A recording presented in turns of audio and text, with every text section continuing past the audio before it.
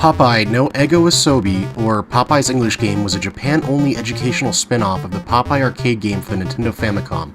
This spin-off of the Popeye arcade game was released on November 22nd of 1986, roughly 6 months after the release of the Nintendo Famicom, as well as the arcade port of Popeye for the system. Popeye no Eigo Asobi was never released or ported to North America due to technical limitations in the Nintendo Entertainment System, as well as the fact that no one in the 80s was really interested in learning Japanese in the US. The game's gameplay is similar to Donkey Kong Jr. Math, as it's an early educational title that spun off of an arcade release.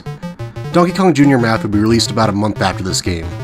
The goal of the game is to teach Japanese players how to spell English words.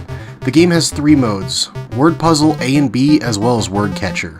Before starting either of the word puzzle modes, you have to choose a category for what the words will be related to, which are animals, countries, food, sports, science, and others. In Word Puzzle A, the game will give you the word in Japanese and the number of letters in English. It's possible to figure out the word without knowing any Japanese, although I imagine it's slightly more difficult. In Word Puzzle B, it's the same game, however you're not given the Japanese word.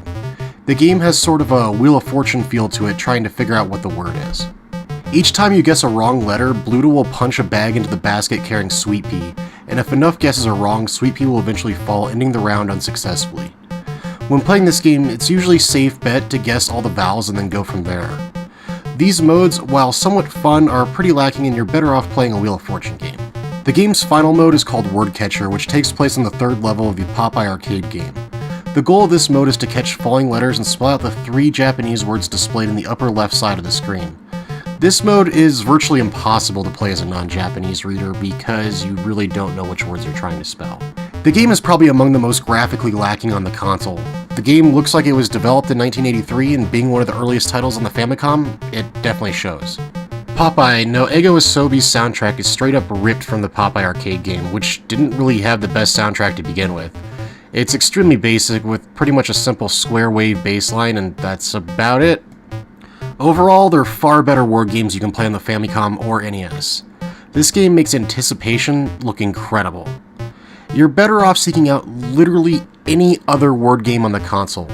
The only real reason to play this game is if you're a fan of the Popeye arcade game, but if you're a fan of that, you should probably just go play that instead.